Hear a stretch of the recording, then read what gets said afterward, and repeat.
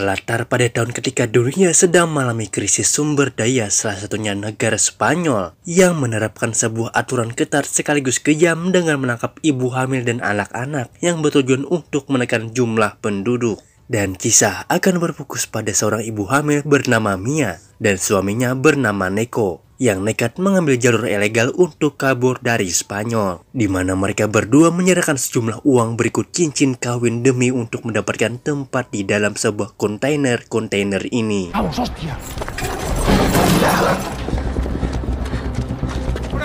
Yang akan dibawa ke pelabuhan jasa kirim barang ke Irlandia melalui jalur laut, yang hal itu sebenarnya cukup membuat Neko was-was. Karena dengan perut Mia yang sudah semakin memasuki bulan ke-9, ada sedikit kekhawatiran apabila Mia berojol di tengah laut yang tentu saja akan sulit mencari bidan. Dan sungguh sial dua pasangan ini ketika para oknum calo memisahkan Neko dan Mia dengan alasan untuk membatasi bobot kontainer, yang meski terpisah setidaknya mereka akan bertemu kembali ketika nanti sudah sampai di Irlandia.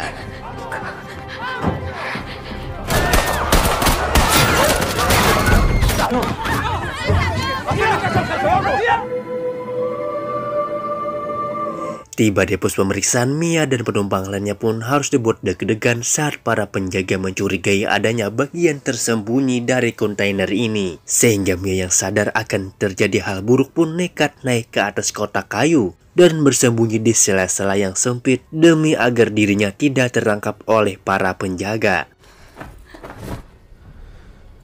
Condenados a la asfixia, que se han cogido todo el dinero que os quedaba.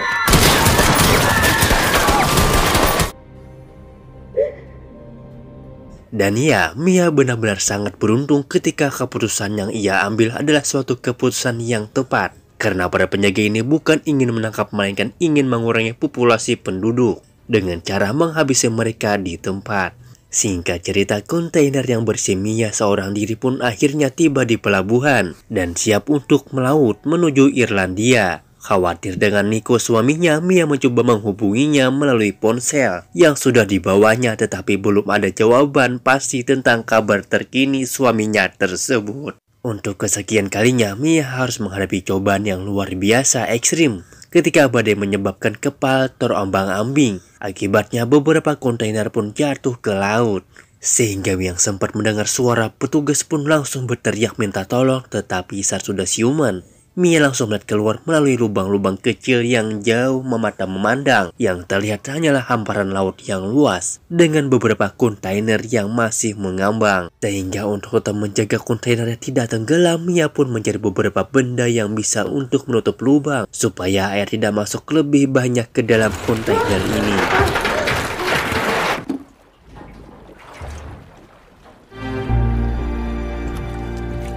Dan ya, Mia mendengar teriakan dari beberapa orang yang tak jauh dari posisinya, yang ternyata ada satu kontainer berisi penumpang gelap yang tak mampu menahan bobot manusia yang terlalu banyak, sehingga sungguh naas. Nasib mereka pun harus tenggelam tanpa sempat mendapatkan pertolongan. Singkat cerita, malam pun tiba. Sadar jika dirinya tak punya peluang untuk Mia sempat mengambil pisau lipat dan bermaksud untuk bundir. Tetapi tiba-tiba saja si bayi di dalam perutnya bergerak yang membuatnya Mia kembali optimis dan akan melakukan apapun agar bayinya tetap hidup. Alhasil keesokan paginya Mia langsung mengumpulkan semua barang-barang yang ada di dalam kontainer dan berhasil menemukan beberapa benda yang berguna seperti bor besi, senter korek api, sebotol air, dan beberapa benda lainnya. Dan sebelum lanjut, kalian diwajibkan untuk subscribe dulu ke channel ini agar kalian mendapatkan notifikasi video terbaru dari kami. Dan jika sudah subscribe, mari kita lanjutkan ke alur ceritanya. Tak lama Mia mendapatkan telepon dari Neko yang ternyata masih hidup. Namun ada satu masalah ketika Neko dan seluruh penumpang yang bersamanya telah ditipu oleh si calo dan si sopir yang dengan tega meninggalkan mereka di luar kota. Sehingga Mia diminta untuk tetap tenang dan tunggu sampai Neko datang menjemputnya. Singkat cerita, malam pun tiba. Mia harus menghadapi cobaan lain ketika badai datang di wilayah tersebut. Yang tepat di saat bersamaan Mia merasakan sakit luar biasa pada perutnya. yang sungguh cobaan datang bertubi-tubi dan muncul di waktu yang tidak tepat dan tanpa konfirmasi terlebih dahulu. Ketika si bayi ingin keluar malam ini yang membuat Mia harus melahirkan sendirian tanpa bantuan bidan dan dokter rumah sakit terkemuka.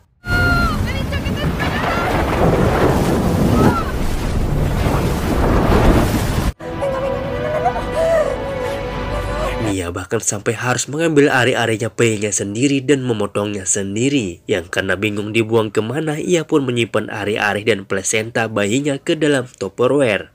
Masalah lain pun timbul ketika si bayi terus menangis akibat tidak mendapatkan asupan air susu dari ibunya. Permasalahannya bagaimana bisa keluar ASI jika Mia sendiri tidak mendapatkan makanan dan minuman yang cukup. Sehingga stok makanan yang seharusnya cukup untuk 1 minggu pun habis dalam waktu 2 hari saja. Demi untuk membuat si bayi tetap sehat. Tak ada cara lain lagi, Mia mau tidak mau harus keluar dari kontainer ini. Karena setidaknya jika di luar dia masih bisa menangkap ikan atau minum air hujan. Sehingga Mia yang mulai melubangi kontainer tersebut menggunakan bor besi yang ada baterainya. Perlahan tapi pasti Mia berhasil membuat beberapa lubang yang masih butuh beberapa lubang lagi untuk bisa membukanya. Tetapi bor bertenaga baterai pun habis dan harus menerima keadaan tersebut.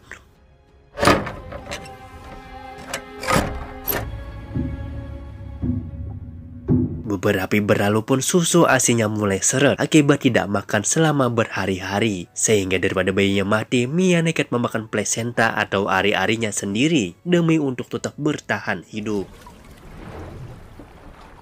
Tenaganya pun sedikit pulih, Mia mencoba memotong pintu keluarnya menggunakan gerigi pada pisau lipat. Namun upaya tersebut harus gagal ketika pisaunya patah. Sehingga Mia harus kembali frustasi dengan kondisi ini.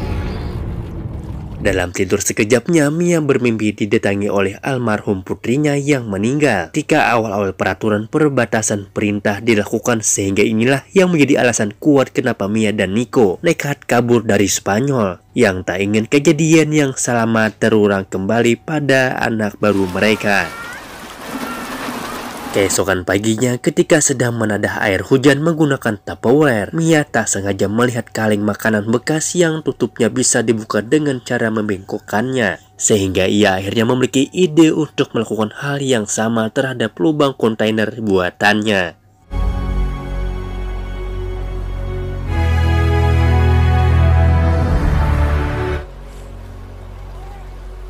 Saat Mia sedang membuang bayinya, saat itulah banyak sekali ikan yang datang untuk memakan tersebut. Sehingga Mia lagi-lagi terinspirasi untuk menangkap ikan menggunakan tombak besi ciptaannya.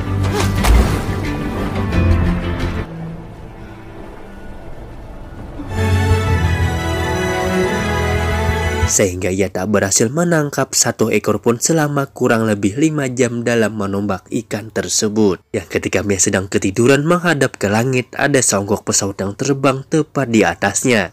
Sehingga Mia buru-buru turun ke bawah untuk mencari kaca atau cermin demi untuk memberi tanda pada pesawat tersebut. Dan ya, Mia kini harus terluka pada bagian paha akibat tergores besi lubang kontainer. Lukanya pun cukup dalam, sehingga Mia harus mencopot satu persatu kawat papan untuk menjahit luka sobek tersebut. Tak pantang menyerah, keesokan harinya Mia kembali mencoba menangkap ikan menggunakan metode baru, yakni menggunakan jaring buatannya sendiri yang terdiri beberapa kabel yang dianyam. Yang dengan sedikit kesabaran dan kecerdasan, Mia berhasil menangkap ikan yang langsung dimakannya mentah-mentah. Setelah berhasil melewati banyak kendala, kini Mia harus sedikit tenang perihal makanan dan minuman untuk bertahan hidup.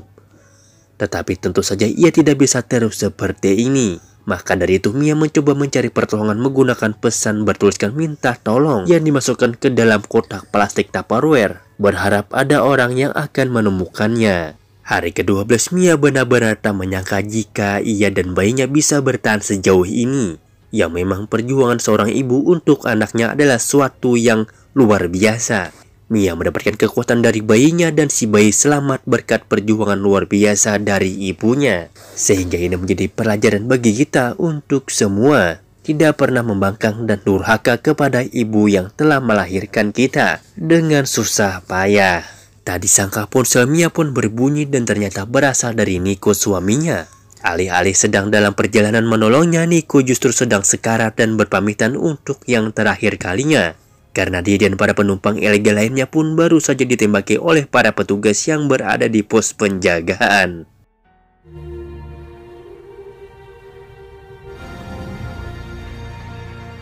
Memasuki ke hari 26, Mia sudah tidak tinggal di dalam kontainer lagi akibat kebocoran yang semakin parah. Namun terlihat bahwa ia sudah membuat semacam rakit kecil untuk dia dan bayinya tetap bertahan hidup.